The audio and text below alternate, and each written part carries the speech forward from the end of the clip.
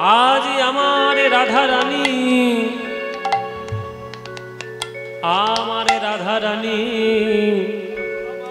যমুনার তীরে গিয়ে কলসি নিয়ে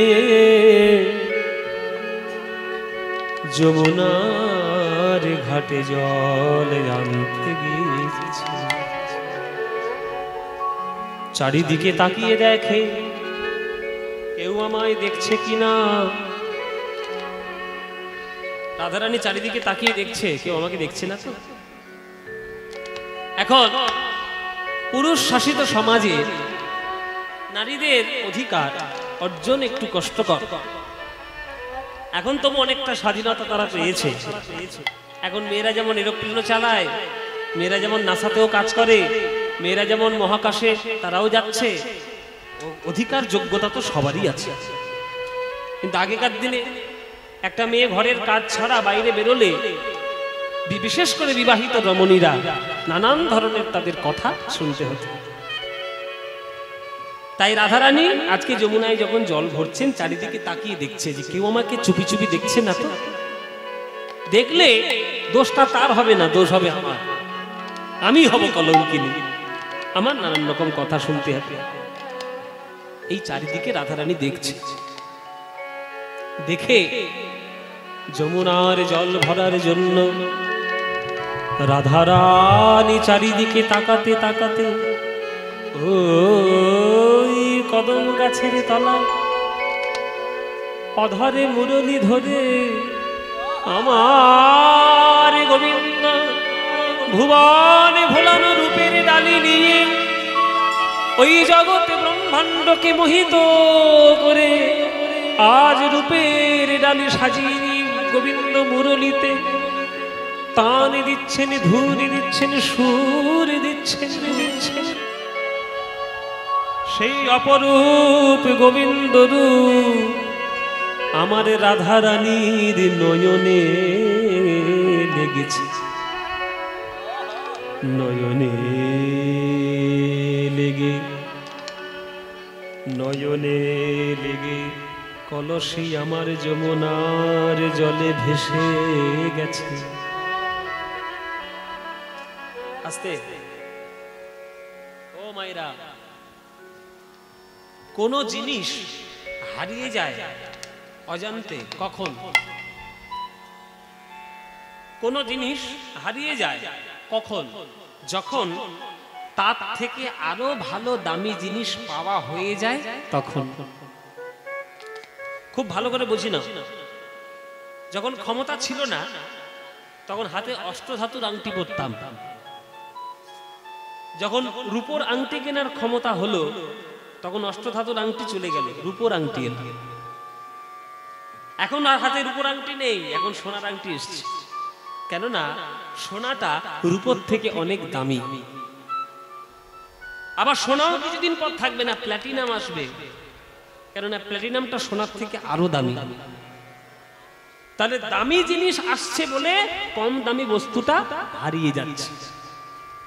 রাধারানী যে কলসিটা নিয়ে যমুনার জলে গেছিল সেটা কিন্তু সোনার কলসি। তাহলে একটা সোনার কলসি হারিয়ে গেল যমুনার জলে, তাহলে ভাবতে হবে যে তার থেকে আরো দামি বস্তু রাধারানীর হৃদয়ে জুড়ে পেয়ে গেছেন।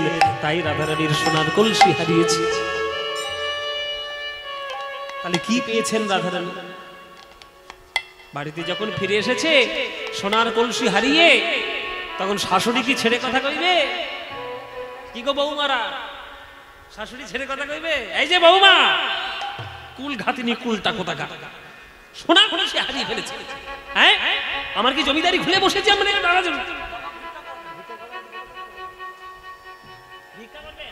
আচ্ছা বাবা আমার ভিক্ষা করতে যাবে কৌরহাটি ভক্তদের, আপনাদের সবার কাছে দান পাত্র নিয়ে আপনাদের যার যেমন ইচ্ছা প্রাণ ভরে মন ভরে দান করবেন।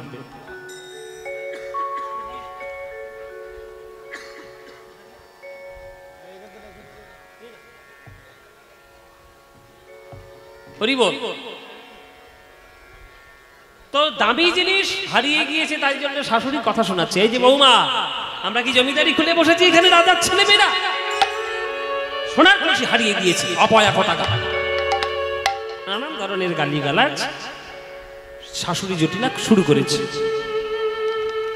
ললিতা বিশাখা ছুটে এসে বলছে, মা, আমাদের রাধারানী তো রাজার মেয়ে, ওই রকম গালিগালাজ শুনতে অভ্যস্ত নয়, কি হয়েছে আমাদেরকে বলবো। জটিলা বলছে, বলবো না? সোনার কলসি হারিয়ে দিয়েছি যমুনার জলের মধ্যে, কি এমন পেয়েছে যমুনার জলে? মন প্রাণ একেবারে উদাস হয়ে বসে আছে, কি হয়েছে? তখন ললিতা বিশাখা বলছে, শুনুন মা, রাধারানী সোনার কলসি হারিয়েছে তো আমরা খুঁজে দেখি পাই কিনা, যদি পাওয়া যায় ভালো, যদি না পাওয়া যায়, রাধারানীর বাবা হচ্ছে বৃষভানু, বৃষভানু রাজার কাছ থেকে বলে কয়ে আপনার জন্য 10খানা সোনার কলসি এনে হাজির করে দেব। হ্যাঁ, কেননা রাধারানীর যা গায়ের ওজন, ওই ওজন অনুপাতে প্রত্যেক দিন বৃষভানু রাজা সোনা দান করে। হ্যাঁ, তা 10খানা সোনার কলসি দেওয়া কোনো ব্যাপার নয়। একটা কলসি হারিয়েছে, আমরা 10খানা সোনার কলসি দেব, কিন্তু রাধারানীকে এইভাবে কথা কুকথা বলবেন না। চলে গেল জটিলা। এবার ললিতা বিশাখা সে ধরেছি, বল রাধে, শাশুড়িকে ফাঁকি দিতে পারবি, আমাদেরকে ফাঁকি দিতে পারবি না তুই। সোনার কলসি হারিয়ে গেছে মানে সোনার কলসির থেকে অনেক বেশি দামি জিনিস যমুনার ঘাটে তুই পেয়েছিস, বল কি পেয়েছিস? ললিতা রে বিশাখা রে, যে ভুবন ভোলানো রূপের ঢালে আমি যমুনার ঘাটে গিয়ে আমি হৃদয়ের মধ্যে পশরা সারিয়ে নিয়ে এসেছি। এই ভুবন ভোলানো রূপ জগতে হবে না। ওরে ললিতা রে, ওরে বিশাখা রে, আমি যমুনার ঘাটে জল ভরতে গিয়ে ভুবন ভোলানো শ্যাম সুন্দর দর্শন করে আমি আমার নয়ন সাগর ভরিয়ে নিয়ে এসেছি। ললিতা বিশাখা বলে, বল রাধে, কেমন দেখতে তোর মধু? বল, আমি দেখলাম কি জানিস? ও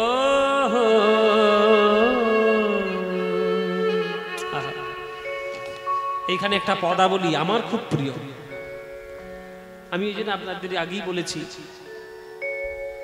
যে আপনাদের মুর্শিদাবাদ জেলার কীর্তন শ্রোতা খুব ভালো। আর এই মুর্শিদাবাদ জেলায় বড় বড় কীর্তনিয়া তখনকার দিনে ছিলেন, এখনো হয়তো হাতে গোনা কয়েকজন রয়েছে, কিন্তু বর্তমান কীর্তন জগৎ আগেকার থেকে তো একটু আলাদা হয়ে গেছে। সবকিছুর পরিবর্তন হয়েছে, তাদেরও পরিবর্তন হয়েছে, কিন্তু যেটা বাংলার কীর্তনের গোড়া সেটা হচ্ছে বাংলার কীর্তনের পদাবলী। আর সেই পদাবলীর রসধারা এই মুর্শিদাবাদ জেলায় প্রবলভাবে ছিল। মুর্শিদাবাদ বহুকাল ধরে অনেক কিছুতেই অনেক জায়গায় শ্রেষ্ঠ হয়ে আছে। কীর্তনের দিক দিয়ে যেমন মুর্শিদাবাদ একটা শ্রেষ্ঠ জায়গা নিয়ে আছে, তেমন এখন আধুনিক গানের জন্য একজন মুর্শিদাবাদ থেকেই শ্রেষ্ঠ হয়ে আছে। কি গো, আপনাদের মুর্শিদাবাদ ছেলে সারা বিশ্ব এখন আলো করছে, আমার খুব ভাল লাগে ছেলেটাকে। আমি দাদা বলি, আমরা সম্পর্কে দাদা বলি, হয়তো তার সঙ্গে আলাপ নেই, কথায় পরিচয় নেই, কিন্তু গান খুব ভালোবাসে। তা না আপনারা সবাই জানেন অরিজিৎ সিং আপনাদের মুর্শিদাবাদ জিয়াগঞ্জের ছেলে, এখন মুর্শিদাবাদ জেলার নাম চারিদিকে গৌরব করে ঘুরে যাচ্ছে সারা বিশ্বে। তা কিছু না কিছু দিক দিয়ে শ্রেষ্ঠ। হ্যাঁ, যেমন গোলাপ খাস আমের জন্য বিখ্যাত, হাজারদুয়ারির জন্য বিখ্যাত, আমাদের বর্তমানে অরিজিৎ সিং এর জন্য বিখ্যাত, আবার কীর্তনের শ্রোতাদের জন্য বিখ্যাত। ওই জন্য এই সব গান এই মুর্শিদাবাদ জেলাতেই বেশি লোক শোনে। তার মধ্যে একটা গান আমি একটু শোনাচ্ছি আপনাদের।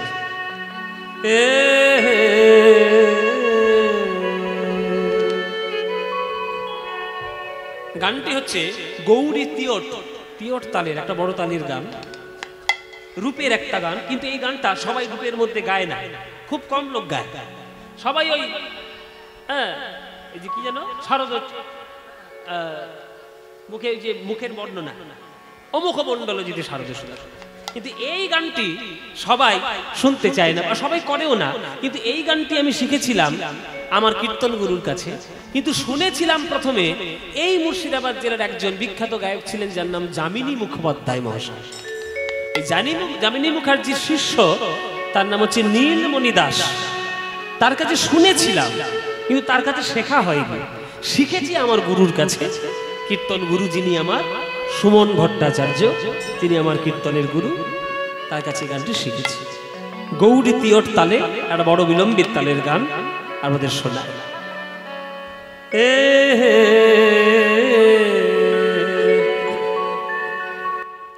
ও গো আরে কিবা চিকা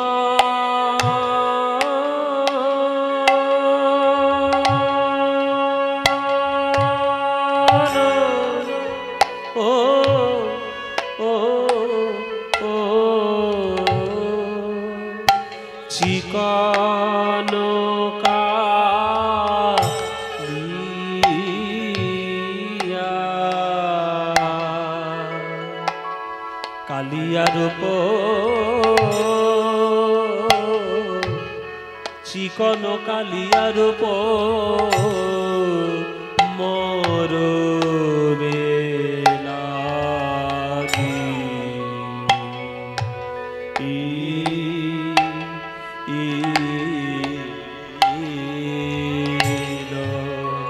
ও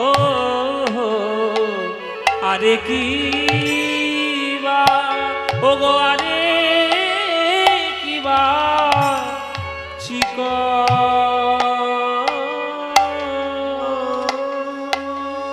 সখিরে তারা বুঝি ভালো করে, তারা বুঝি ভালো করে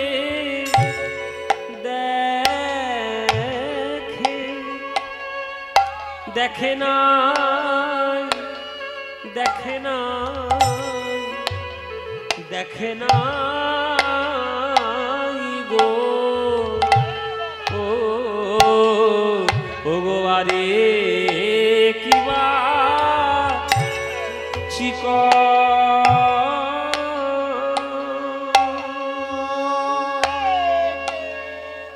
সখিরে তারা বুঝি ভালো করে, তারা বুঝি ভালো করে দেখে, দেখে না, দেখে না,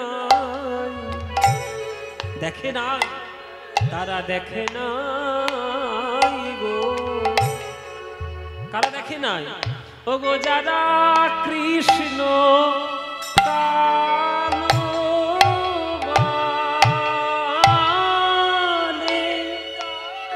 গোবিন্দের আলো,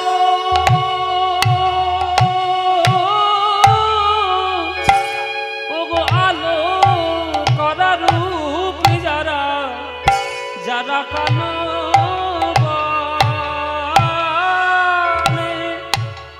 গোবিন্দের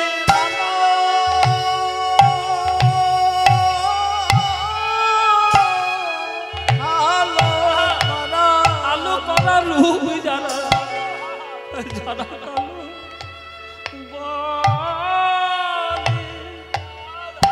গোবিন্দের আলো,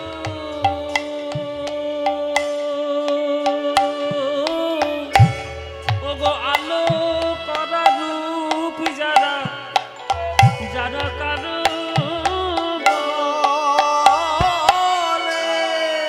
গোবিন্দের আলো,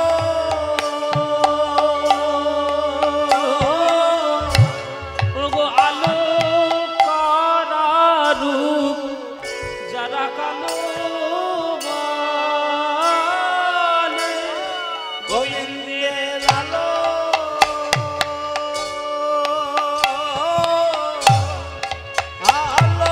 বিরাট বড় গান এটা। দেখুন 6 4 বা 4 4, দেখুন দেখুন 1 2 3 4 5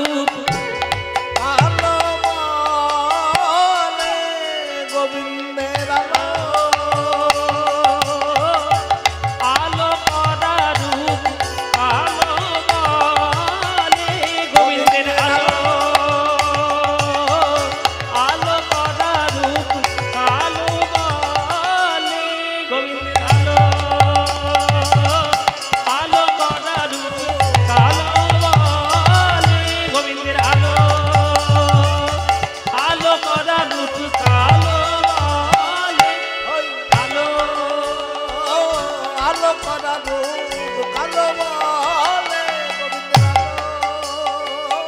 কালো করা রূপ কালো বলে আলো আলো করা রূপ কালো বলে আলো আলো করা রূপ কালো বলে এ আলো আলো করা রূপ কালো বলে আলো আলো করা রূপ কালো বলে আলো আলো করা রূপ কালো বলে আলো আলো করা রূপ কালো বলে আলো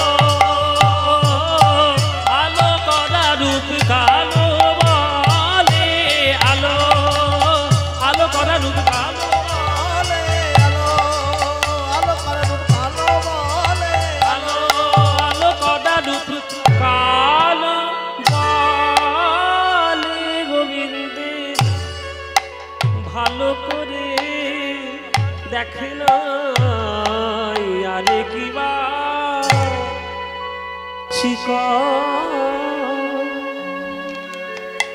কত উঁচু স্বরের গান দেখেছেন? কত উঁচু স্বরের গান, তানপুরা ধরে গলাটা যদি ঠিকভাবে রেওয়াজ না করেন এসব গান গাওয়া যাবে না, গাওয়া যাবে না। এগুলো হচ্ছে গলা সাধার গান। কীর্তন অনেকের বলতে শুনেছি কীর্তন নাকি লোকসঙ্গীত, তারা জানে না কীর্তন সঙ্গীতকে। কোন লোকসঙ্গীতের মধ্যে বিলম্বিত তালের ব্যবহার হয় না। যারা গান বাজনা শিখেছেন, পড়াশোনা করেছেন, তারা জানবেন লোকসঙ্গীতের মধ্যে বিলম্বিত তালের প্রয়োগ হয় না। কেবলমাত্র শাস্ত্রীয় সঙ্গীতের মধ্যে বিলম্বিত তাল হয়। সেটা দক্ষিণ ভারতের শাস্ত্রীয় সঙ্গীত, উত্তর ভারতীয় শাস্ত্রীয় সঙ্গীত আর আমাদের বাংলার কীর্তনের মধ্যে একমাত্র আছে। ওই জন্য বাংলার কীর্তন হচ্ছে শাস্ত্রীয় সঙ্গীত। লয়, তাল, সুর, ছন্দ, গতি সব কীর্তন শাস্ত্রের মধ্যে রয়েছে। গান তো হলো, পদের ব্যাখ্যা, পদের লাইন কি, পদের কথা কি? চিকন কালিয়া রূপ মরমে লাগিল, ধরনে না যায় মোর হিয়া। ও মায়েরা, এই তাল তালিম সম্বন্ধে তোমরা হয়তো একটু কম অবগত থাকবে, তোমাদের হয়তো খুব ভালো লাগে না, কিন্তু মানেটা শুনতে হবে। বলছে চিকন কালিয়া রূপ মরমে লাগিল। চিকন শব্দের অর্থ কি? চিকন শব্দের অর্থ বিভিন্ন জায়গায় বিভিন্ন রকম। মানে বাঙালদের কাছে একরকম, মানে পূর্ববঙ্গের বাঙালদের কাছে একরকম, পশ্চিমবঙ্গে একরকম, আবার এই পদাবলী সাহিত্যের মধ্যে আরেক রকম। এখানে তোমাদের বাঙাল আছে নাকি?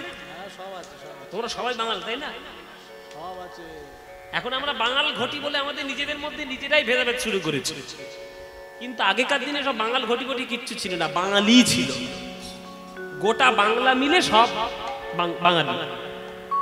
এই ইংরেজরা এই সর্বনাশটা করেছে, একটা তার ঘিরে দিয়েছে 1905 সালে, বঙ্গভঙ্গ করে বাংলাটাকে আলাদা করে দিয়ে ওপার বাংলা, এপার বাংলা, পূর্ববঙ্গ, পশ্চিমবঙ্গ সব সর্বনাশ ওরা করেছে। দেখুন, চিকন শব্দের অর্থ,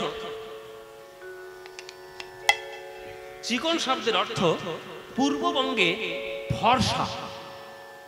পূর্ববঙ্গে বাঙালিদের কাছে চিকন শব্দের অর্থ হচ্ছে ফর্সা। আমাদের পশ্চিমবঙ্গে চিকন শব্দের অর্থ কোথাও কোথাও সরু। দেখবেন অনেক মেয়েরা গিয়ে দোকানে চায় আমাকে চিকন পাড়ের শাড়ি দাও। চিকন শব্দের অর্থ সরু। কিন্তু আমরা পদাবলী সাহিত্যে যে চিকন শব্দটা পেয়েছি বা পাচ্ছি, যেটা গাইছি, এই চিকন শব্দটার অর্থ হচ্ছে মসৃণ। তাহলে মসৃণ কালো রূপ, চিকন ও কালিয়া রূপ। কালিয়া মানে কালো, তাহলে চিকন মানে মসৃণ, তাহলে মসৃণ কালো রূপ। ও মায়েরা, তোমাদের মুখের দিকে তাকিয়ে তো সাদা কাউকে দেখতে পাচ্ছি না, বেশিরভাগ কালোই দেখতে পাচ্ছি। এর জন্য কিছু উল্টো পাল্টা ভাববেন না। আমরা মনে করি যে গায়ের রংটা সাদা হলে বোধহয় খুব ভালো দেখতে হয়। এটা সম্পূর্ণ ভুল কথা, সম্পূর্ণ ভুল কথা। গায়ের রং সাদা হলেই তাকে দেখতে ভালো হয় না। এমন কিছু কিছু মেয়ে আছে না কালো, তার দিকে তাকালে আপনার চোখ ফিরাতে পারবেন না। বিশ্ব সুন্দরী প্রতিযোগিতা হয় প্রত্যেক বছর, তোমরা জানো কিনা জানি না। মিস ওয়ার্ল্ড বলে একটা প্রতিযোগিতা হয়। তাতে কিছু কিছু মেয়েরা বিশ্ব সুন্দরী হয়েছে যারা নাইজেরিয়ান, মানে নাইজেরিয়া থাকে, আফ্রিকান নাইজেরিয়া, একদম নিকশ কালো, কয়লা বোধহয় তার থেকে ফর্সা, ওরা এত কালো কিন্তু বিশ্ব সুন্দরী। কি করে হলো? কালো, কিন্তু সে কালো রূপের মধ্যেও তার যে একটা ঝলক রয়েছে, মসৃণতা, তার জন্য সে বিশ্ব সুন্দরী। দেখবেন আমাদের ভারতবর্ষে কয়েকটা নায়িকা রয়েছে, তারাও বিশ্ব সুন্দরী রয়েছে। বিপাশা বাসু বলে একজন নায়িকা রয়েছে, প্রিয়াঙ্কা চোপড়া বলে একজন, দেখবে কারণ কালো, ফর্সা নয় কিন্তু সুন্দর দেখতে, ওই জন্যই তারা বিশ্ব সুন্দরী। ফর্সা মানেই যে সুন্দর তা নয়। এবার জগতের সব থেকে বড় কালো কে? সব থেকে সুন্দর কালো কে? কৃষ্ণ। কৃষ্ণের কালো রূপ, ওই মসৃণ কালো রূপ যদি বজ্রাঘাতের মতো কারো হৃদয় আঘাতে প্রবেশ করে, আর কি তার জগতের অন্য কোনো রূপের দিকে তাকাতে ইচ্ছে করবে বাবা?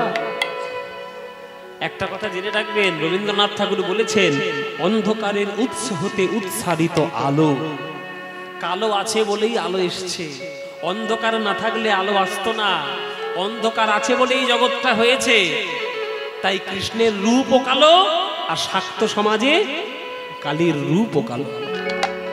আমরা হিন্দু শাস্ত্রে, আমরা সনাতন শাস্ত্রে বিভিন্ন গল্প দিয়ে পড়েছি, কিন্তু সায়েন্স, এটা প্রত্যেকটাই বিজ্ঞান। আমরা যাকে আদর্শ করে ডাকছি তিনি কালো, আর বিশ্ব ব্রহ্মাণ্ড সৃষ্টি হয়েছে একটা ব্ল্যাক হোল থেকে, যাকে কৃষ্ণ গহ্বর বলে। এগুলো সায়েন্সের ব্যাপার, এগুলো পড়তে হয়, এগুলো জানতে হয়। বিজ্ঞানীদের অনেকেরই ধারণা যে ব্ল্যাক হোল থেকে আমাদের সমস্ত কিছু, এই জগৎ আমাদের সৃষ্টি হয়েছে। ব্ল্যাক হোল বিরাট বড় হোল, ওইখান থেকে সমস্ত গ্রহ নক্ষত্রের ছটা বেরিয়েছে। তাই সেইগুলোকে আদর্শ করার জন্য, কালো রংটাকে আদর্শ করার জন্য আমরা শাক্ত সমাজে কালীর রূপও দিয়েছি কালো, আমাদের বৈষ্ণব সমাজে কৃষ্ণের রূপও দিয়েছি কালো। হ্যাঁ, এই চিকন কালিয়া রূপ মরমে লাগিল, ধরলে না যায় মরিহিয়া। আমি সেই থেকে ধৈর্য ধরতে পারছি না, সেই থেকে আমি আমার মনে কিচ্ছু পাচ্ছি না, শুধু কৃষ্ণের কালো রূপ পাচ্ছি। মনে আমার দাগ কেটেছে। তখন ললিতা বিশাখা বলছে, সেই কৃষ্ণকে দেখতে কেমন? বলে, আমার কৃষ্ণকে দেখতে কেমন? আমার কৃষ্ণের বদনের দিকে যদি একবার তাকাস না, আর জগতে কিছু খুঁজে পাবি না রে। বলে, কি রকম? বলে, দেখ, কত চাঁদনী মারিয়া বধূর মুখখানি মাঝি আছে গো, কত চাঁদনী মারিয়া বধূর মুখখানি মাঝি আছে গো, কত চাঁদনী মারিয়া বধূর মুখখানি মাঝি আছে গো, কত চাঁদনী মারিয়া বধূর মুখখানি মাঝি আছে গো, না জানি তাই কত সুধা দিয়া, কত সুধা দিয়া, ও কি আহারে, না জানি তাই কত সুধা দিয়া, কত সুধা দিয়া। আগেকার দিনের মেয়েদের ধারণা ছিল, আগেকার দিনের লোকেদের ধারণা ছিল, সমগ্র জগতের, যে চাঁদ হচ্ছে একটা অমৃতের রসগোল্লা। ও মায়েরা, রসগোল্লাকে চিপে ধরলে কি বেরোবে? কি বেরোবে? রস। রসগোল্লা খান তো? দেখছেন কে হ্যাঁ করছে? বিয়ে বাড়ি খেতে যায় 50টা রসগোল্লা খাওয়ার জন্য। রসগোল্লা খা।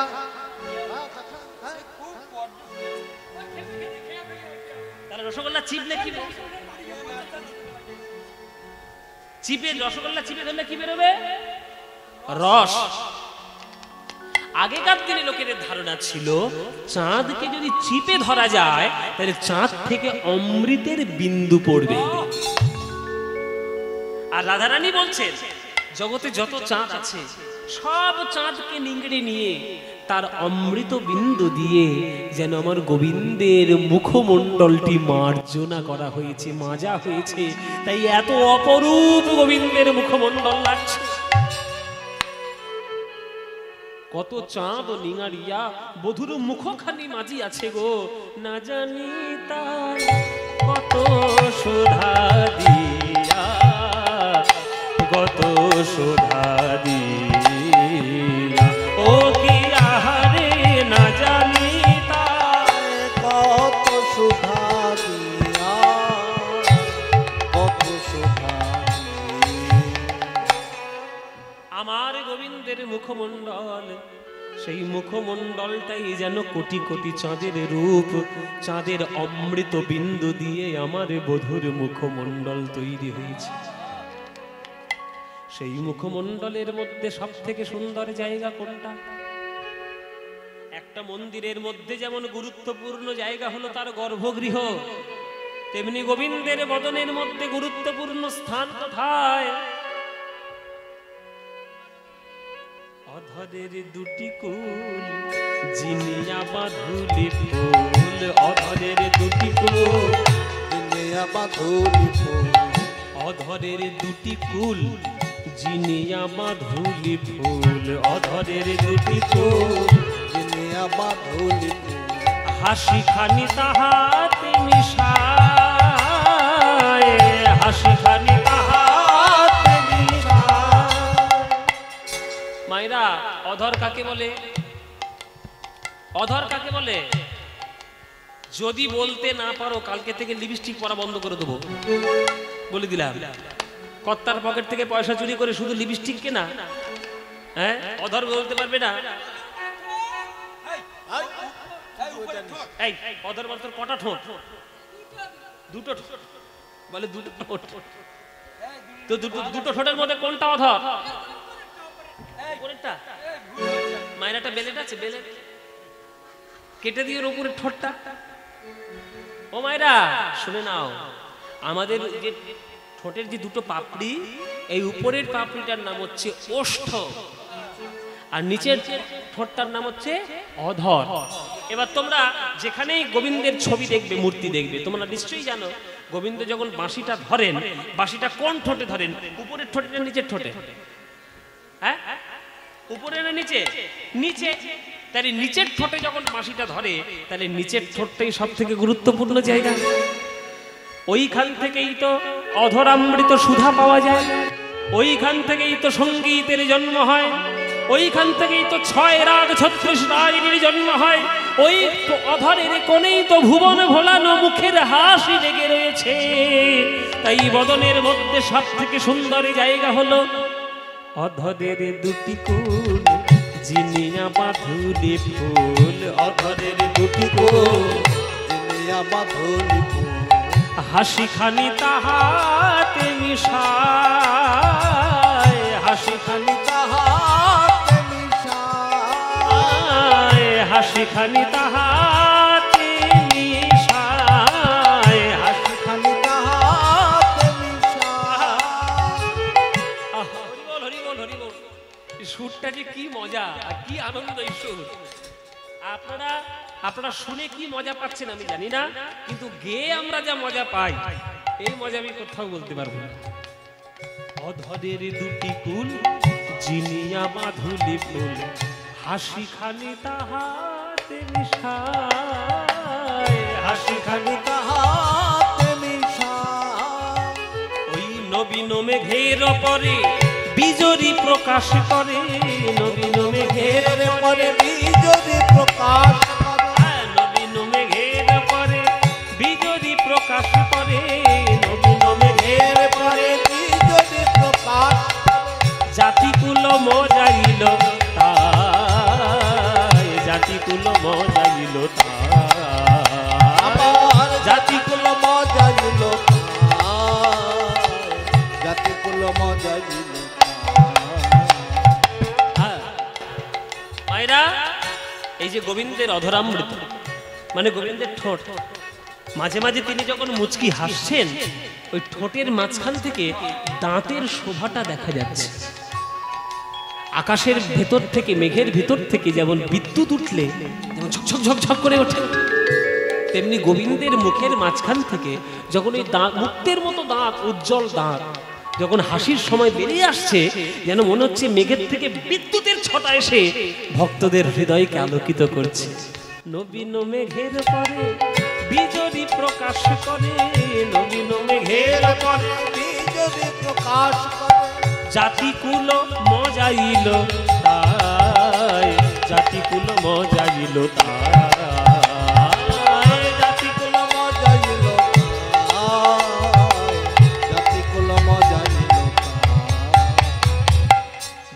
যুগ সন্ধান কামেরও কামানবান, গুরু যোগ সন্ধান কামের কামানবান, গুরু যুগ সন্ধান কামেরও কামানবান, গুরু যুগ সন্ধান কামের কামানবান। হিঙ্গুলে মণ্ডিত দুটি আখি, হিঙ্গুলে মণ্ডিত দুটি হিঙ্গুলে মণ্ডিত দুটি আখি রে। মন্দিত দুটি আঁখি।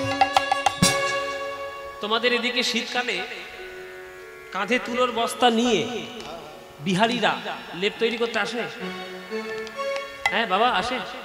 এখন ব্ল্যাঙ্কেট এখন আবার আসে, এখন তো সব ব্ল্যাঙ্কেট হয়ে গেছে, তবু আসে। হ্যাঁ আমাদের ছোটবেলায় দেখতাম, আর আমরা ওই পিছনে পিছনে দৌড়াতাম, কাঁধে বিরাট বড় তুলের বস্তা, হাতে একটা মুগুরের মতো যন্ত্র থাকে, আর দেখবেন ওই ধনুকটা ওই তুলোর মধ্যে তুলোগুলো দিয়ে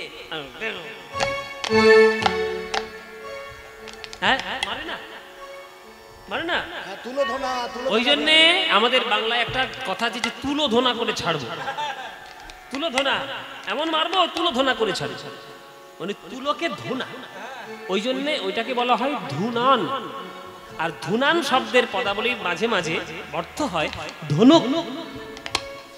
গোবিন্দের ভুরুটা এই পার থেকে শুরু হয়ে এই পার পর্যন্ত শেষ হয়েছে, এমন ভাবে দেখতে হয়েছে দূর থেকে দেখে মনে হচ্ছে যেন কাম দেবতার ধনুক,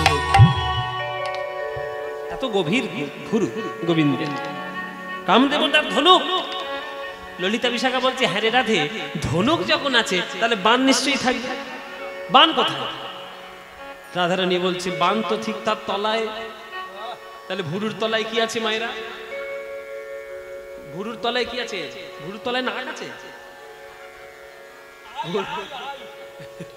ভুরুর তলায় কি আছে? ভুরুর তলায় চোখ আছে। এই চোখ দুটো হচ্ছে গোবিন্দের সাংঘাতিক ধরনের বাণ।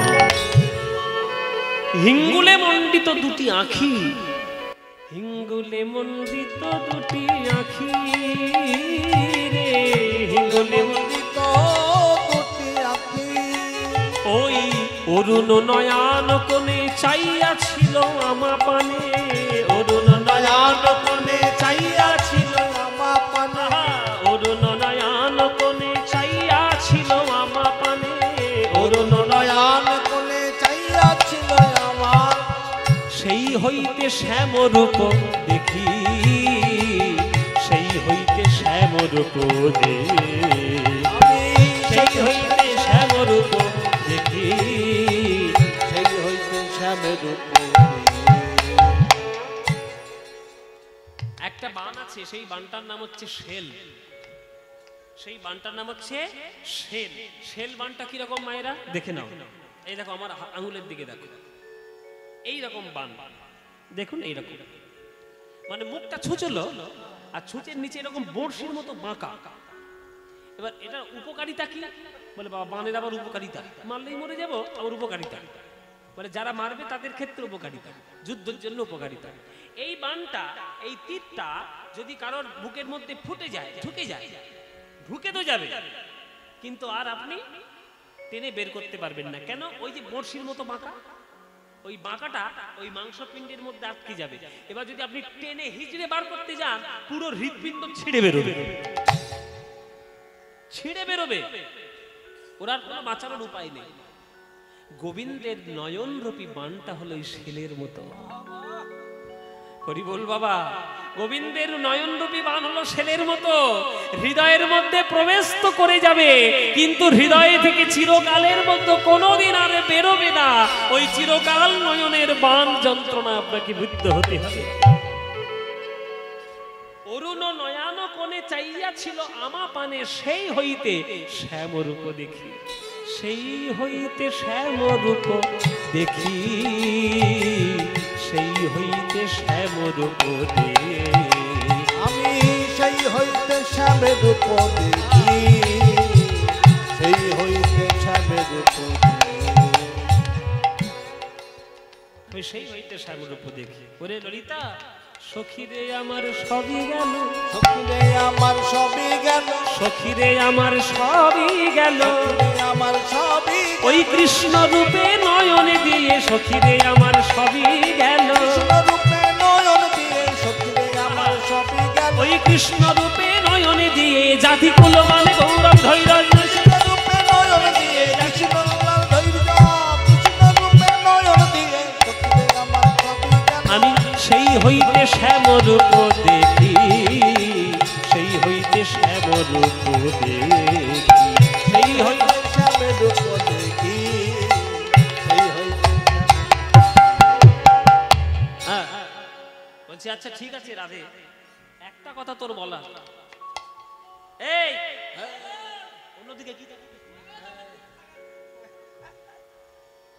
যত আমার অত্যাচার ওর উপর দেখেছেন তো সব অত্যাচার মরবে আমার হাতে হ্যাঁ মনে হচ্ছে তাই এই বর্ষায় মরবে ওর ভাগ্যে লেখা আছে আমার হাতেই মরবে এই বর্ষাকালেই বোধহয় মরবে আচ্ছা ও মায়েরা রাধারানীকে ললিতা বিশাখা বলছে আচ্ছা রাধে তুই আমাদের একটা কথা বল নায়িকার যতগুলো গুণ থাকার দরকার সকল গুণ তোর মধ্যে বর্তমান তুই পড়াশোনা জানিস আঁকা জানিস নাচ জানিস গান জানিস রূপে তোর মতো কেউ নাই গুণে তোর মতো কেউ নাই তুই ধৈর্যশীলা তোর কথাবার্তা ভালো তোর ব্যবহার ভালো সকল কিছু নায়িকার গুণ তোর মধ্যে বর্তমান তাহলে তুই এত বড় একটা নায়িকার গুণমণি হয়ে তুই নায়িকার শিরোমণি হয়ে একটা রাখাল ছেলের প্রেমে পড়ে গেলি তোর লজ্জাও করলো না কোথাকার একটা গুরুচারণ রাখাল দেখবেন বাবা আপনারা যা সব সিনেমা দেখেছেন বেশিরভাগ ক্ষেত্রে সিনেমায় দেখানো হয় নায়ক বড় লোক নায়িকা গরিব লোক নইলে নায়িকা বড় লোক নায়ক গরিব লোক এরকম দেখানো হয় এবার সেই যখন বাড়ির লোকেরা বলছে তোর এত বড় সাহস এত বড় টাকার মালিকের ছেলে হয়ে তুই একটা ওই গরিব ঘরের মেয়ের সঙ্গে প্রেম করে দিল একদম না তোর বিয়ে দেবো না এইরকম সিনেমায় আমরা চিরকাল দেখে এসেছি সেই রকম কথা ললিতা বিশাখা রাধারানীকে বলছে বল রাধে সকল গুণমণি হওয়া সত্ত্বেও তুই একটা রাখাল ছেলে প্রেমে পড়লি তোর এই সর্বনেশে কাণ্ডটা কখন থেকে ঘটলো রাধা তখন রাধারানী বলছে ললিতা রে প্রেম যখন করেছি ভালোবাসায় যখন পড়েছি আর গোবিন্দ প্রেমে যখন মজেছি আর তো ফিরে আসার রাস্তা নাই কি করে ফিরবো তাই পড়েছি যখন ভালো করেই ডুবে মরি এই ফিরে আসার রাস্তা তো নাই রাধে ওরে ললিতা রে ওরে বিশাখা রে আমার এই সর্বনেশে কাণ্ডটা কখন থেকে ঘটলো জানিস যমুনার জল হইতে উঠিয়া আসিতে পথে যমুনার জল হইতে উঠিয়া আসির পথে যমুনার জল হইতে উঠিয়া আসিতে পথে যমুনার জল হইতে উঠিয়া আসির পথে দেখুন সুরটা গানের সুরটা কত অপূর্ব সুর দেখুন একটু আলাপ করলে বোঝা যাবে Jamuna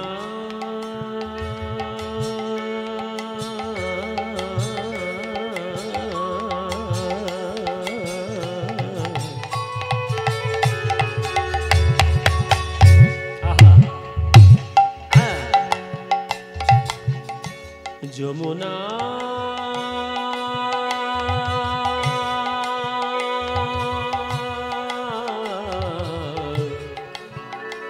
Jamuna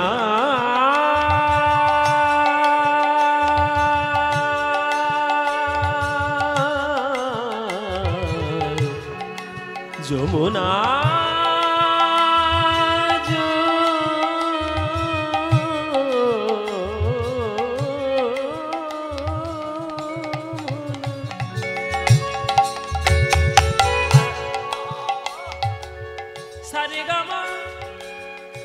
Sare gama gama gama gama gama gama gama gama gama gama gama gama gama gama gama re re re re re re re re re re da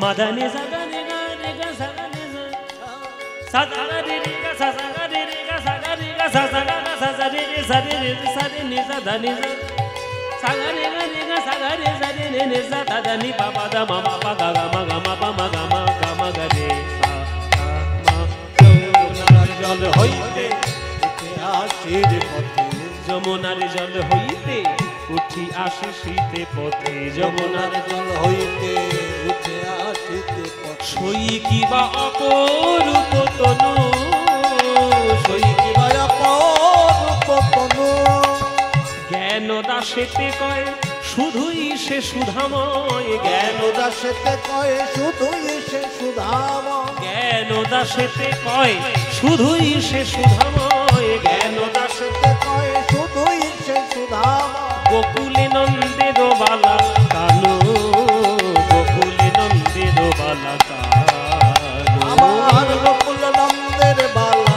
Kanu Gokul নন্দের বালা সেই দিন থেকে সবই গেল সখী রে আমার সবই গেল সেই দিন থেকে সবই গেল সেই দিন থেকে সবই গেল যেদিন যমুনার কুলে দেখে এলাম সেই দিন থেকে সবই গেল যমুনার কুলে দেখে এলাম সেই দিন থেকে সবই গেল যেদিন যমুনার কুলে দেখে এলাম ওই ভুবন ভোলানো রূপ যমুনার কুলে দেখে এলাম ভুবন ভোলানো রূপ যমুনার কুলে দেখে এলাম ভুবন ভোলানো রূপ যমুনার কুলে দেখে এলাম ভুবন ভোলানো যমুনার কুলে দেখে এলাম ভুবন ভোলানো রূপ যমুনার কুলে দেখে এলাম দেখে আমার সবই গেল এই আমার সবই গেল ওই গোকুলে নন্দের বালা কানু গোকুলে নন্দের বালা কানু আমার গোকুল নন্দের বালা কানু গোকুল নন্দের বালা আপনাদেরকে বিয়ের সময় আপনাদেরকে বিয়ের সময় এ হয় তত্ত্ব পাঠায় হ্যাঁ তত পারে বিয়ের তত্ত্ব পাঠায় বাবা সেই তত্ত্বে সন্দেশের পুতুল পাঠায় না প্রজাপতি হাঁস পুতুল এসব পাঠায় না বেদে হ্যাঁ বর্ব ওইটা মেন ও মায়ের সন্দেশের পুতুল ভেঙে কোনোদিন খেয়ে দেখেছো বলে বাবা যার বিয়ে সে খুব বেশি মারবে তাদের তত্ত্বের বর্ব আমি ভেঙে খাবো যখন যখন বিয়েটি হয়ে যাবে তখন সন্দেশের পুতুল ভেঙে খেয়ে দেখবেন পাটা খাবেন সেটাও মিষ্টি মাথাটা খাবেন সেটাও মিষ্টি হাতটা খাবেন সেটাও মিষ্টি ওই সন্দেশের পুতুল যেটাই খুবলে খুবলে খাবেন সব মিষ্টি হ্যাঁ?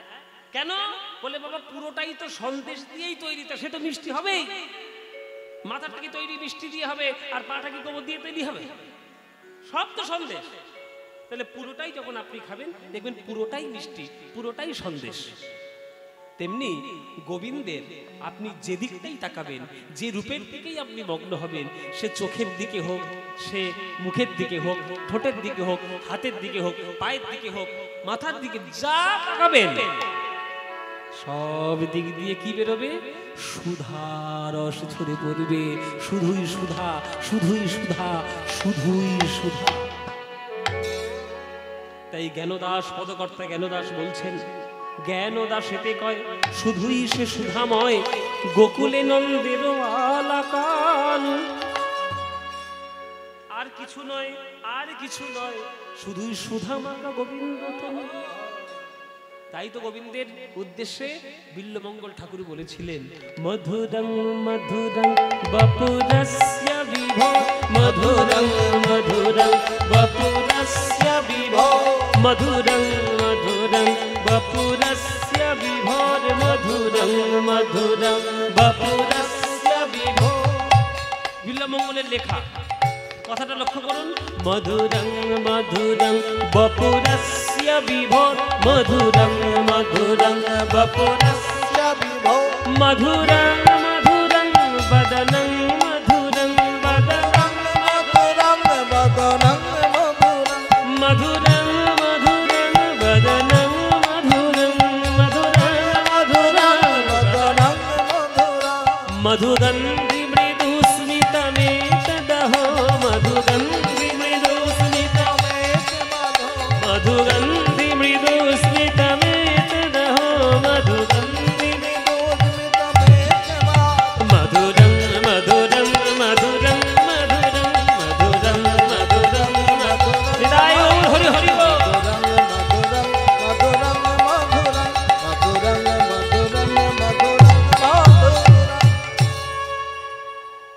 মানে কি মধুরং মধুরং বপু বপু মানে কি বাবা যারা বাংলা পড়াশোনা করো বপু মানে কি হ্যাঁ এরা বাংলা টাংলা পড়ে না বোধহয়, সব হিন্দি পড়তে শুরু করেছে। বপু মানে কি? বপু মানে দেহ, শরীর, কায়া, তনু। বপু একটা প্রতিশব্দ। বপু মানে দেহ, কলেবর। এই বপু গোবিন্দের ক্ষেত্রে দেখুন বিল্বমঙ্গল দুবার বলছে মধুরং মধুরং বপু। ভক্তরা জিজ্ঞেস করছে দুবার বললেন কেন? মধুরং, দেহটা দুবার মধুর বললেন কেন? বিল্বমঙ্গল ঠাকুর বলছে যার নামেই এত মধু, ঘরে থাকতে দেয় না, টেনে টেনে কীর্তনের আসরে নিয়ে আসে, তার দেহটাকে বর্ণনা করার সময় একবারও মধু বললে কি মনের স্বাদ মেটে গো? তাই দুবার মধু। আর সেই দেহর মধ্যে সব থেকে সুন্দর জায়গা কোনটা? মুখ। তাই মধুরং মধুরং বদনং মধুরং, বদনটা বর্ণনা করার সময় তিনবার মধু। আর সেই মধুর মুখের মধ্যে সব থেকে সুন্দর জায়গা কোনটা? বলে ওই অধর। তাই অধর সুধাটা মধু মৃদু স্মিতমেতদহ, যেখান থেকে সুন্দর মিষ্টি মুখের মধু হাসি পাওয়া যায়, ওই মধুর মিষ্টি হাসিটা, ওই জন্যে অধরকে বর্ণনা করার সময় বিল্বমঙ্গল ঠাকুর মধুরং মধুরং মধুরং মধুরং চারবার মধু। তাহলে যে গোবিন্দ রূপের ডালি সাজিয়ে নিয়ে আজ বৃন্দাবনকে প্রভাব করেছে, গোপীদের মন হরেছে, ভক্তদের মন গলিয়েছে, সেই গোবিন্দ যখন কুরুক্ষেত্রের মাঠে অর্জুনকে বিশ্বরূপ দেখিয়েছিলেন, সেটাও কিন্তু একটা রূপ। ও মায়েরা, গোবিন্দ যখন মাটি খেয়েছিল, যশোদা বলল মুখ খোল, তখন মুখের মধ্যে কি দেখেছিল? বিশ্ব ব্রহ্মাণ্ড। মা যশোমতী তো বাৎসল্যময়ী, গোবিন্দের মুখের মধ্যে ব্রহ্মাণ্ড দেখে ভয় পেয়ে গেল। ছেলের আমার মনে হয় ভূতে ধরেছে, ছেলের বোধহয় কিছু অমঙ্গল হবে, তাই ছুটে গিয়ে শিব ঠাকুরের মন্দিরে গিয়ে প্রার্থনা করলাম, আমার গোপালকে ভালো করে দাও, চিন্তা দূর করে দাও। ওই জন্য সেই মহাদেবটার নাম হচ্ছে চিন্তাহরণ মহাদেব, বৃন্দাবনে আছে চিন্তাহরণ মহাদেব। মা যশোমতী ভয় পেয়ে গেল প্রেমের জ্বালায়, ভালোবাসার ভয়। আর অর্জুনকে যখন বিশ্বরূপ দেখিয়েছে, তখন অর্জুন তো সহ্যই করতে পারলো না। হে প্রভু, তাড়াতাড়ি ওই রূপটা বন্ধ করো, আমার সর্বনাশ হয়ে যাবে, মরেই যাবো বোধহয় দেখে। কেননা গোবিন্দের যে বিশ্বরূপটা, ওটা অর্জুন সহ্যই করতে পারেনি, চোখে দেখতেই পারেনি। বিরাট বড় রূপ, সমগ্র বিশ্ব ব্রহ্মাণ্ড গোবিন্দের অঙ্গে। তাহলে একই গোবিন্দ, একই কৃষ্ণ বৃন্দাবনে প্রেমের রূপ দেখান, কুরুক্ষেত্রের মাঠে বিশ্বরূপ দেখান। আপনি যতই বলুন, এই জগৎটা তার হাতের খেলা। তার রোমকূপ থেকে কোটি কোটি ব্রহ্মাণ্ড জন্ম হচ্ছে, কে কোথায় লয় পাবে, কে কোথায় সৃষ্টি হবে, কেউ জানে না। ওই জন্যই তো কাজী নজরুল ইসলাম গান লিখেছিলেন, খেলিছ এ বিশ্ব লয়ে বিরাট শিশু। শুনেছেন না গানটি? শুনেছেন তো? হ্যাঁ, খেলিছ এ বিশ্ব লয়ে, গাইব? শুনেছেন তো? আবার গাইব? এই গানগুলো কি করবে, জ্বালায় জ্বালায় চলে যাচ্ছে। হ্যাঁ হ্যাঁ, একখানা হয়ে গেছে, দুখানাই পড়েছে। নজরুল ইসলাম বললেন কি, খেলিছ এ বিশ্ব লয়ে বিরাট শিশু, আন মনে খেলিছ এ বিশ্ব লয়ে বিরাট শিশু, আন মনে খেলিছ। প্রলয় সৃষ্টি তব পুতুল খেলা, প্রলয় সৃষ্টি তব পুতুল খেলায়, নিরজনে প্রভু নিরজনে খেলিছ এ বিশ্ব লয়ে বিরাট শিশু, আন মনে খেলিছ।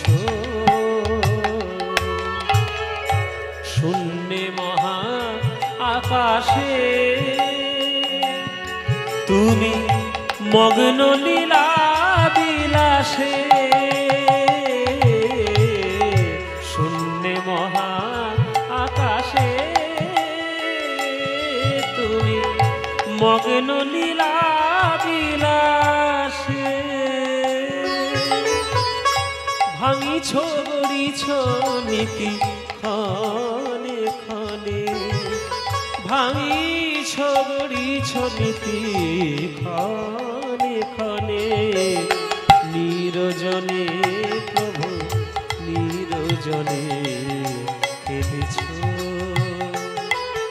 এ বিশ্ব লয়ে বিরাট শিশু আনো মনে খেলেছ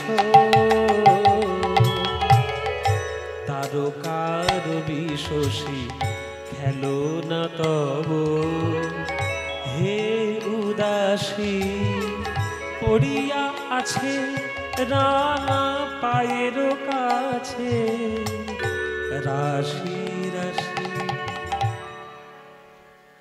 এরম গান আর কোথাও পাবে? বাংলা ছাড়া এই গান আর কোথাও পাবে? বাঙালিরা এখনো বুঝতে পারছে না তাদের বাংলায় কি আছে। বাঙালিরা নিজেদের সর্বনাশ নিজেরাই করছে। এখনো পর্যন্ত যদি হুঁশ না ফেরে তাহলে এই জাতিটা থাকবে না, আত্মবিস্মৃত জাতি হয়ে যাবে। এই নজরুল ইসলাম আমাদের বাংলায় যে কি দিয়ে গেছেন, আমরা নজরুল ইসলাম শুধু একটা নজরুল জয়ন্তী করলে নজরুল ইসলামকে সম্মান জানানো হয় না। তিনি যখন বেঁচে ছিলেন তার খাদ্য খাবারের কেউ ব্যবস্থা করে দিতে পারেনি, অসুখে অসুখে লোকটা মরে গেছে। সত্যি আমরা শিল্পীদেরকে সাহিত্যিকদেরকে আমরা সম্মান দিতে পারি না। আমরা আমাদের মাথায় ঠুকে দেওয়া হয়েছে, আমাদের মাথার মধ্যে প্রবেশ করিয়ে দেওয়া হয়েছে যে তুমি একটা ভালো চাকরি করলে তুমি তখন সমাজে একটা শিক্ষিত নাগরিক, আর তুমি শিল্পী, তুমি গান লেখো, তুমি গান করো, নাচ করো, তোমার কোনো ভ্যালু নেই। এটা মাথার মধ্যে ঢুকিয়ে দেওয়া হয়েছে। কিন্তু শিল্পী হওয়া, কবি হওয়া, সাহিত্যিক হওয়া সবার পক্ষে সম্ভব নয়। 5 একে 5, 5 দুগুণে 10, 3 5 15, a square plus b 2ab plus b square, নানান রকমের সূত্র আপনি সব করতে পারবেন, কিন্তু নজরুল ইসলামের মতো একটা গান জীবনে লিখতে পারবেন না, জীবনে পারবেন না। ওটা লিখতে গেলে সরস্বতীর বিশেষ কৃপা থাকার দরকার, সরস্বতীর বরপুত্র হওয়ার দরকার, তবে পারবেন, নইলে হবে না। তাই হাসিছ খেলিছ তুমি আপন সনে নিরজনে প্রভু নিরজনে খেলেছ এ বিশ্ব লয়ে বিরাট শিশু আলো মনে খেলেছ এ বিশ্ব লয়ে বিরাট শিশু আলো মনে খেলেছ খেলেছ খেলেছ।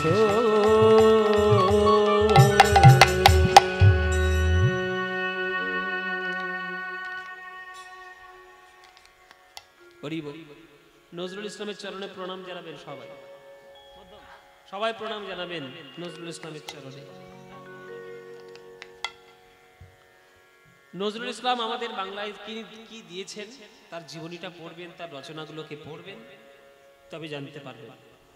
নজরুল ইসলাম তার নাম ধরে তাকে বিচার করবেন না, তিনি ইসলাম না তার নাম নজরুল না তার নাম কাজী, এসব নিয়ে বিচার করবেন না। চণ্ডীদাস ঠাকুর একটা সার কথা বলে দিয়ে গেছে, চণ্ডীদাস ঠাকুর, যে শুনো রে মানুষ ভাই, সবার উপরে মানুষ সত্য, তাহার উপরে না। আপনি আগে মানুষই হতে পারলেন না, আপনার দাড়ি রেখেও লাভ নেই, আপনার মাথায় শিখা রেখেও লাভ নেই, কপালে তিলক দিয়েও লাভ নেই, টুপি পরেও লাভ নেই। আগে মানুষ হন, মানুষ হন, মনুষ্যত্ব আপনি আগে ধারণ করুন, তারপরে আপনি ও জাত নিয়ে কথা বলতে আসবেন। পৃথিবীতে একটাই জাত আছে, সেটা মানুষ জাত, না হিন্দু না মুসলিম না বৌদ্ধ না খ্রিস্টান না যেসব কিচ্ছু নেই, সবগুলো হয়েছে আমাদের স্বার্থ সিদ্ধি করার জন্য, আর কিচ্ছু না, সব স্বার্থ সিদ্ধি। নিজেদের দল পাকাবো, নিজেদের দল পাকিয়ে অজগৎ অশান্তি করব, এই হচ্ছে মূল উদ্দেশ্য। মানুষের মধ্যে এরকম ভেদাভেদ কখনো হতেই পারে না। কোনোদিন ছিল না, এখনো নেই। তাই নজরুল ইসলাম তার একটা উজ্জ্বলতম প্রমাণ। নজরুল ইসলাম যে তীর্থে আপনি বেড়াতে যাচ্ছেন, সেই তীর্থে সেই দেবতার যদি কৃপা আপনার না হয়, আপনি সেই তীর্থে ঢুকতে পারবেন না, আপনি প্রবেশ করতে পারবেন না। যেমন দেখুন কি আশ্চর্য, আমার এই বছর ঘটনা ঘটেছে। আমি জগন্নাথকে দেখতে গেছিলাম, আমি যখন ক্লাস 7-এ পড়ি। জগন্নাথকে দেখতে গেছিলাম ক্লাস 7-এ পড়ি, তখন ছোটবেলা। এতদিন সময় হয়েছে, টাকা হয়েছে, সব হয়েছে, কিন্তু যাওয়া হয় কোনো না কোনো কারণে। জগন্নাথ চাননি যে আমি যাই পুরীতে। এই বছর হঠাৎ একটা প্রডিউসার আমাকে ফোন করলেন যে আমি, তিনি সিনেমা বানান আর কি, তিনি ভালো ভালো দামি দামি সিনেমা বানান, খুব সুন্দর সুন্দর।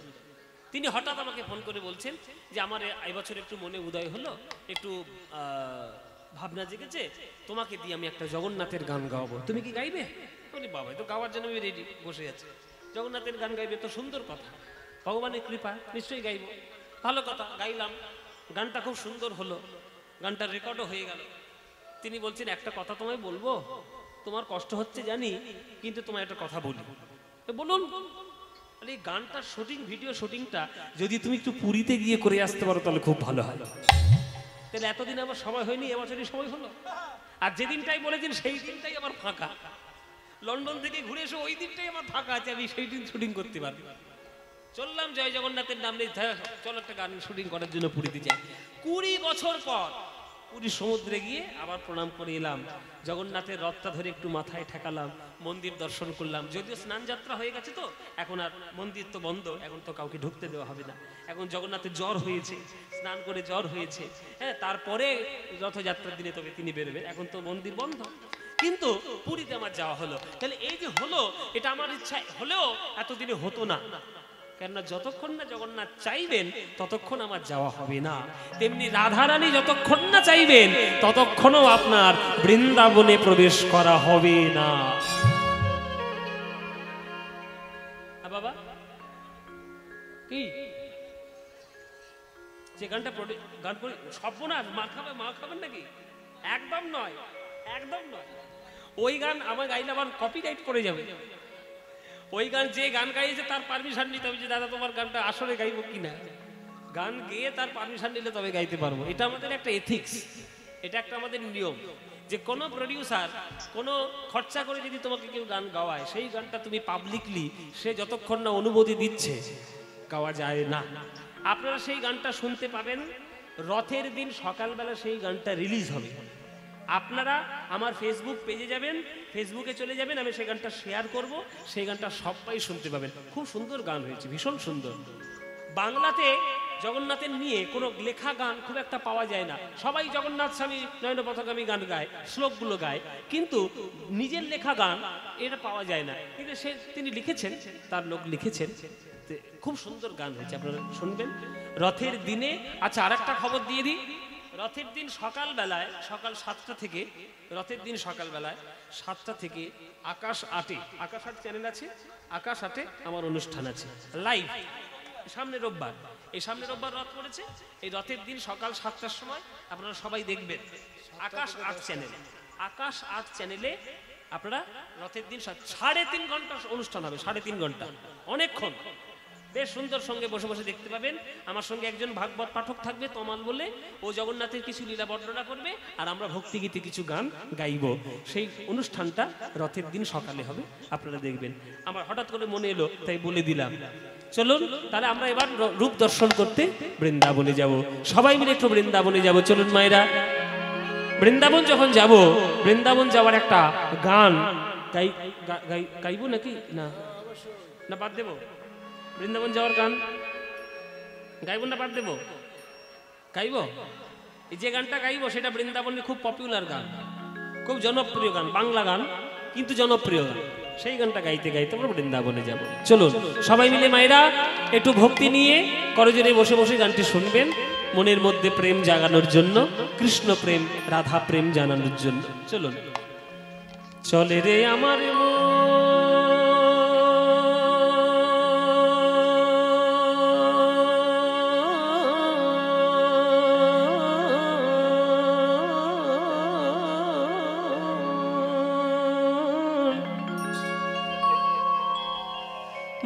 মধুর বৃন্দাবন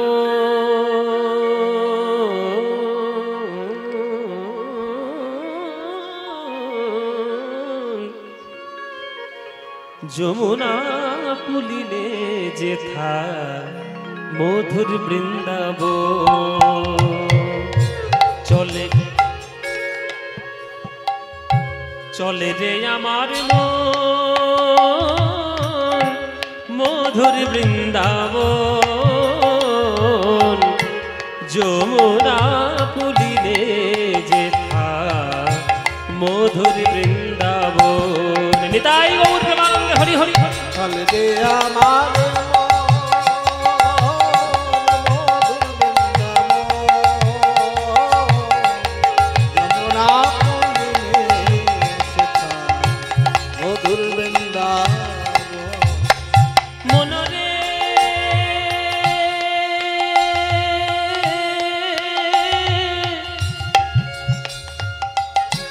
ওরে মনরে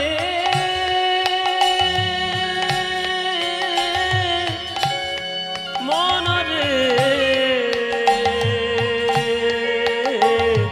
ওরে মধুর বৃন্দাবন চলে আমার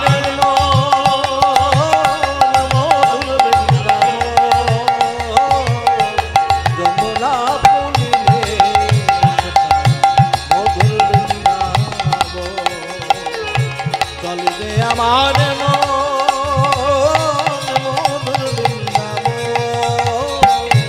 যমুনা পুলিলে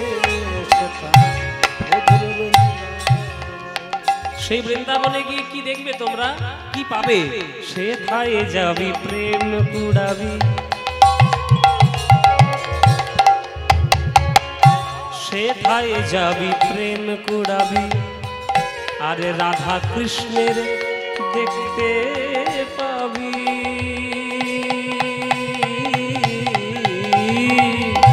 সেথায় যাবি প্রেম কুড়াবি রাধা কৃষ্ণের দেখতে পাবি আপনারা যারা তীর্থে যাবেন এতদিন তীর্থ করেছেন এবার পরবর্তীকালে যদি তীর্থে যেতে মনে হয় তাহলে অভক্তদের সঙ্গে করে জীবনে নেবেন না খুব বাস্তব কথা বললাম অভক্তদের সঙ্গে করে নিয়ে কোনো তীর্থে ধামে তীর্থে যাবেন না অভক্তদের সঙ্গে করে নিয়ে বেড়াতে যান দীঘায় চলে যান সিকিম চলে যান দার্জিলিং চলে যান গোয়া চলে যান বোম্বাই চলে যান সিমলা কাশ্মীর সব জায়গায় যান হনুলুলু চলে যান হনুলুলু হনুলুলু জাপানে যেখানে খুশি যান কিন্তু অভক্তদের সঙ্গে করে নিয়ে তীর্থে যাবেন না এই কথা আমি বলছি কেন বর্তমানে আমরা যে উচ্ছৃঙ্খলটা হয়ে পড়েছি এই যে কত খারাপ জিনিস আপনারা বুঝতে পারছেন না স্বাধীনতার নাম করে যে উচ্ছৃঙ্খলতা আমাদের জীবনে প্রকাশ পাচ্ছে এটা কখনো উন্নতির পরিচায়ক নয় হাতে একটা মোবাইল রয়েছে আর তীর্থধামে গিয়ে আপনি ব্লগ বানাচ্ছেন রিল বানাচ্ছেন আশ্রমের তীর্থের পবিত্রতাকে আপনি নষ্ট করছেন আপনার কোনো ক্ষমতা নেই কোনো অধিকার নেই তীর্থের পবিত্রতাকে নষ্ট করা কেননা তীর্থধামটা সাধকদের সাধন ভূমি বড় বড় ঋষি মুনিরা ওইখানে গিয়ে সাধনা করেছে ওটা তোমার সেলফি তোলার জায়গা নয় ওটা তোমার ব্লগ বানানো রিল বানানোর জায়গা নয় ওই জঘন্য নাচ নেচে ওই রিল বানিয়ে অসভ্যতামি করে কোনো তীর্থের পবিত্রতাকে নষ্ট করা যায় না করবেন না এগুলো করতে নেই অভক্তদের সঙ্গে নিয়ে তীর্থে যাবেন না কারণ অভক্তদের সঙ্গে নিয়ে গেলেই তারা শুধু হোটেল খুঁজবে বাথরুম খুঁজবে তারা ভালো কাজে তাদের মন নেই তারা তীর্থের পবিত্রতা বোঝে না তীর্থের মহিমা বোঝে না তীর্থের গুরুত্ব বোঝে না অপবিত্র করবে আপনার যদি ইচ্ছে হয় আপনি ভক্ত সঙ্গে তীর্থে যান আপনি ভক্ত সঙ্গে তীর্থে যান ভক্ত সঙ্গে তীর্থে গিয়ে তীর্থের পবিত্রতাকে বজায় রাখুন তীর্থের সুন্দর তার মহিমাটিকে উপলব্ধি করুন আর বৃন্দাবনে যদি যেতে চান বৃন্দাবনে পা দিয়েই ধুলোটা নিয়ে আগে একটু গায়ে মেখে দেখুন কেননা রাধা গোবিন্দের চরণ ধুলা এখনো ওই বৃন্দাবনের ধুলোর মধ্যে মাখানো রয়েছে। আপনি যদি হৃদয়ের মধ্যে প্রেম নিতে চান, ওই ধুলোটা একটু গড়াগড়ি দিয়ে অনুভব করুন। হে রাধে, হে কৃষ্ণ, হে গোবিন্দ, তোমার চরণে যেন আমার হৃদয়ের মধ্যে প্রেম উদয় হয়। ব্যাস এইটুকু। প্রেম যেন লাভ হয়। স্ট্যাটাস মেনটেন করার জন্য তীর্থ করবেন না, ভক্তি অর্জন করার জন্য তীর্থ করুন। সেথায় যাবি প্রেম কুরাবি। আহা, পানি সামারে সারে নিজা নিদা নিদা বাদা মাপা নিদা বামা রেগা পা। সেথা যাবি প্রেম কুড়াবি। পাসা নিজা দা নিদা মাদা বাদা মাদা পা গাপা মাপা রে মাগা মাগা রে নিদা বা মাগা রে পা মাগা রে সারে নিজা নে নিজা দাদা নি বানি দানি বাদা মাপা গামা পা গামা পা গামা পা। সেথা যাবি প্রেম কুড়াবি। আর রাধা কৃষ্ণের দেখতে পাবি। সেথায় যাবি প্রেম কুড়াবি। রাধা কৃষ্ণের দেখতে পাবি। মায়েরা কদম তলায় উলুধ্বনি কদম তলায় দাঁড়াইয়ে আছে।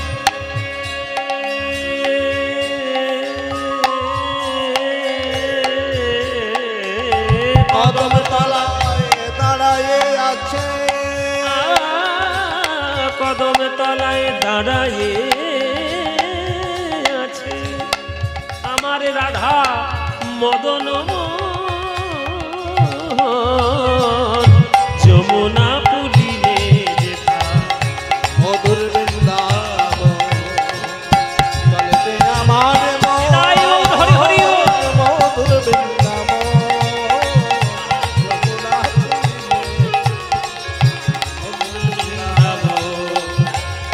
চলতে আমার মন মধুর বৃন্দাবন। যমুনা পুলিনে যেথা মধুর বৃন্দাবন। মনরে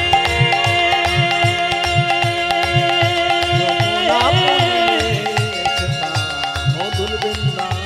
মনরে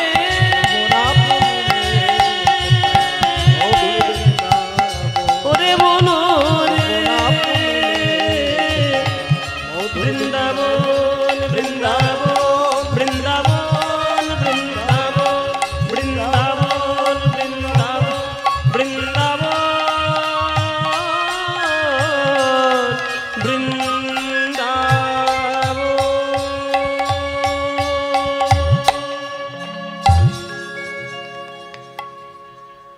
সবাই বলুন বৃন্দাবন ধাম কি, বৃন্দাবন ধাম কি, শ্রীমতী রাধা রানী কি, শ্রীমতী রাধা রানী কি, श्रीमती राधा रानी की।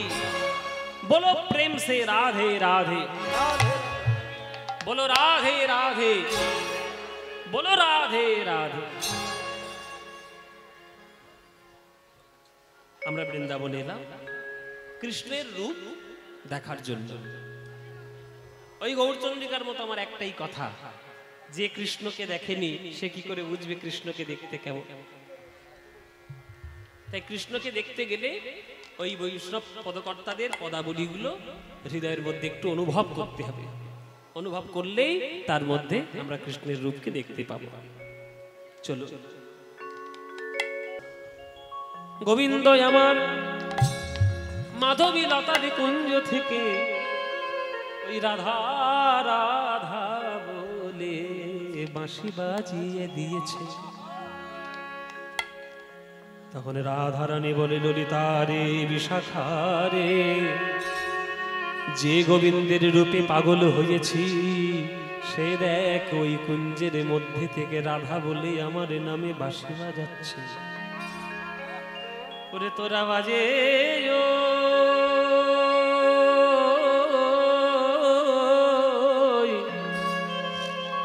ওরে বাজে বাজে বাজে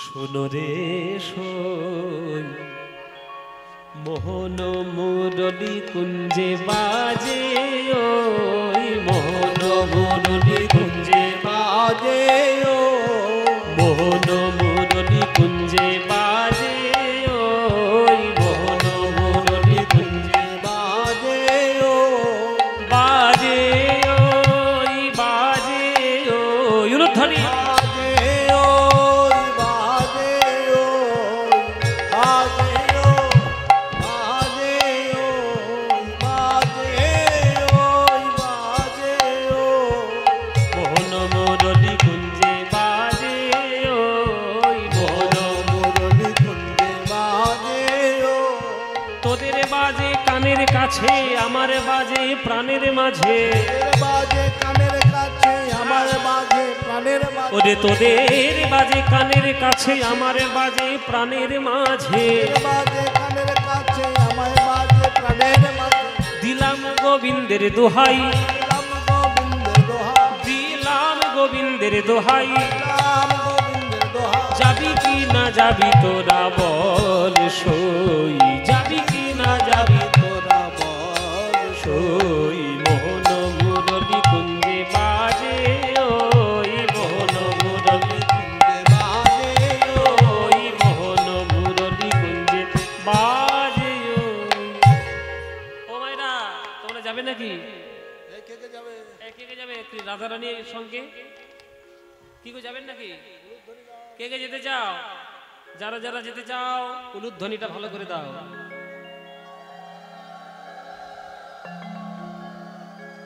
হ্যাঁ সবাই দিল মনে হচ্ছে হ্যাঁ সবাই যাবে সবাই দিল এত টাকার ভাড়া আমি দিতে পারবো না বলে দিলাম এতগুলো লোক আমি কি করে নিয়ে যাবো এই তুই যাবি এই তুই যাবি বাবা দুপুর দুটো থেকে বসে আছে যাবে বলে এই এই রাধে তুই গোবিন্দ দর্শনে যাবি তো বলে হ্যাঁ যাবো বলে তুই যাবি তো চল বলে তাহলে চল চল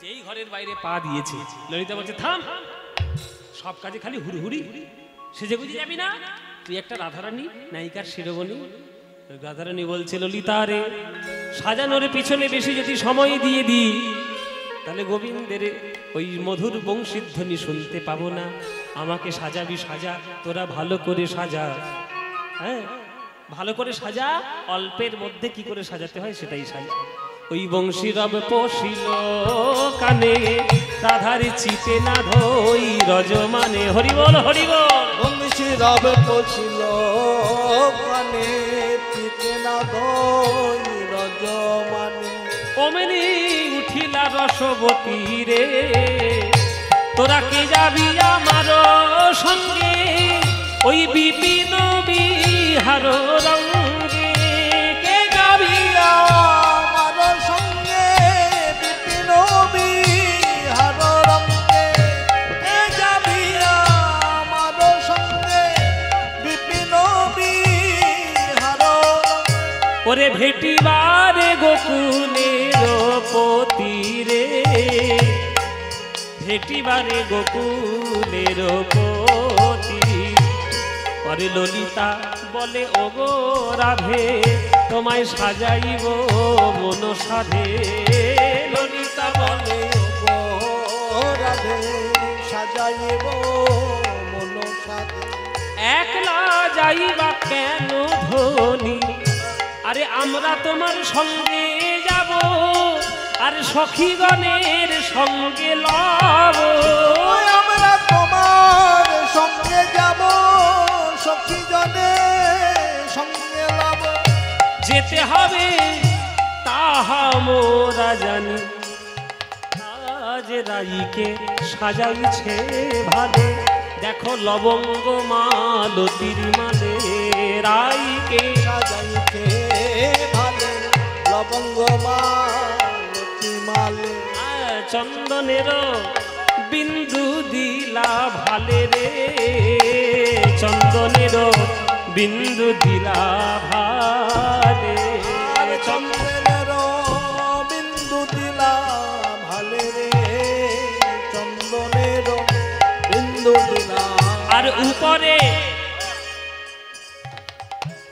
উপরে বিরক্ত তো উপরে সিন্দুরা বিন্দু দেখে মনে হয় রবি কোলে যেন ইন্দু পরে সুন্দর বিন্দু রবি কোলে যেন ইন্দু হেরি সবে নিমুখতে জিল হেরি সবে নিমুখতে জিল হেরি সবে নিমিখতে জিল গো হেরি সবে নিমিখতে মায়েরা রাজারানীর গলায় দিলে একটা মালতী ফুলের মালা, কপালে দিলে একটা চন্দনের ফোঁটা, তার উপরে দিল সিঁদুরের ফোঁটা। সিঁদুরটা দেখে মনে হচ্ছে যেন সূর্য, চন্দনটা দেখে মনে হচ্ছে যেন চাঁদ। রাধারানীর কপাল যদি আকাশ হয়, আকাশে সূর্য যেন চাঁদকে কোলে করে নিয়ে যেন রাধারানীর কপালে উদয় হয়েছে। রাধারানীর কপালে সূর্য চাঁদ একত্রিত হয়েছে, দেখে মনে হয় যোগে লেগেছে রে, যোগে লেগেছে রে, যোগে লেগেছে রে, লেগেছে রে ওই রাই কপালে পুষ্পবন্তের যোগে লেগেছে রে, রাই কপালে পুষ্পবন্তের যোগ লেগেছে রে আই কপালে পুষ্পবন্তের যোগ লেগেছে আই কপালে পুষ্পবন্তের যোগ লেগেছে রে ওই শোভার বলিহারি রাই যোগে লেগেছে রে, তোমার বলিহারি যাই যোগ লেগেছে রে ওই সূর্য আর চন্দ্রের শোভার বলিহারি রাই সূর্য চন্দ্রের শোভার বলিহারি যাই সূর্য আর চন্দ্রের তোমার বলিহারি সূর্য আর চন্দ্রের তোমার বলিহারি যাই সূর্য আর চন্দ্রের তোমার বলিহারি সূর্য আর চন্দ্রের যোগ যোগে লেগেছে রে। উপরে সিন্দুর বিন্দু রবি কোলে যেন ইন্দু হেরি সবে নিমিখ তেজিল গো, হেরি সবে নিমিখ তেজিল। রাই ধ্বনি ভূষণ পরে মনোহরের মনোহরে ধৈর্য ধরিবা কিবা আনে গো, গোবিন্দ দাসেতে কয় এ তো তুলনা নাহি কহায়। গোবিন্দ দাসেতে কয় তুলনা নাহি কহ আকাশের চাঁদ যেন নামিয়াছে ভূমে রে, চাঁদ যেন নামিয়াছে ভূমে, চাঁদ যেন নামি আছে ঘুমে রে চাঁদে যেন নামি আছে ঘুম। ও মায়েরা, হাতের 10টা নখ 10টা চাঁদ, আর পায়ের 10টা নখ 10টা চাঁদ, রাধারানীর কপালেও চন্দনের ফোঁটা, সেটাও একটা চাঁদ। তাহলে টোটাল কটা চাঁদ? টোটাল কটা চাঁদ হলো? 21টা। আকাশে একটাই চাঁদ আছে, তাতেই এত আলো। আকাশে যদি 21খানা চাঁদ ওঠে তখন কি আর চাঁদ বলা যাবে বাবা? তখন চাঁদ বলা যাবে না। যেন চাঁদের মালা চলেছে, চাঁদের মালা চলে যেন চাঁদের মালা চলেছে, চাঁদের মালা চলেছে এ তো বিশ্বভানু বালা নয়, চাঁদের মালা চলেছে, এত বিশ্বভানু মালা নয় চাঁদের মালা চলেছে বিশ্বভানু বালা নয়, চাঁদের মালা চলেছে। বিশ্বভানু মালা নয় চাঁদের মালা চলেছে ও তার হাতে চাঁদে পায়ে চাঁদে চাঁদের মালা চলেছে, হাতে চাঁদে পায়ে চাঁদে চাঁদের মালা চলেছে হাতে চাঁদে পায়ে চাঁদে কপালে চন্দন চাঁদে, হাতে চাঁদে পায়ে চাঁদে কপালে চন্দন চাঁদে হাতে চাঁদে পায়ে চাঁদে কপালে চন্দন চাঁদে হাতে চাঁদে পায়ে চাঁদে কপালে চন্দন চাঁদে হাতে চাঁদে পায়ে কপালে চন্দন চাঁদের মালা চলেছে চাঁদ যেন নামিয়াছে ভূমে, চাঁদ যেন নামিয়াছে ভূমে। আকাশের চাঁদ যেন নামিয়াছে ভূমে। বলে মায়ের উপাসনা না করলে তো শক্তিমানকে পাবি না, শক্তির উপাসনা না করলে শক্তিমানকে পাওয়া যায় না। এই চল আমরা আজকে আমরা সবাই মিলে মাকে একবারে ডেকে যাই, কেননা এর পরেই তো হবে রাসলীলা। রাসলীলায় কাত্যায়নের ব্রত করে মায়ের পুজো না করলে, মায়ের কৃপা লাভ না হলে গোবিন্দ দর্শন হয় না। এই যে যারা কালী আর কৃষ্ণকে নিয়ে বিভেদ করে, তারা জীবনে ভাগবত পড়েছে? জীবনে ভাগবত পড়েনি। কালী আর কৃষ্ণ বিভেদ। আরে তোমরা কি গোপীদের থেকেও বিরাট বড় ভক্ত নাকি? গোপীরা কৃষ্ণকে পাওয়ার জন্য 1 মাস ধরে কাত্যায়নী ব্রত করেছিল বৃন্দাবনে। আর তুমি সামান্য একটা বৈষ্ণব হয়ে, সামান্য একটা সাধারণ মানুষ হয়ে তুমি গোপীদেরকে তুলনা করছো নিজের সঙ্গে, তুমি কালী কৃষ্ণ বিভেদ করছো। এত বড় সাহস! কালী কৃষ্ণ আলাদা করা যায় না। শক্তিমানকে পেতে গেলে শক্তির উপাসনা করতেই হবে। তাই মাকে আমরা একটু ডেকে নেব।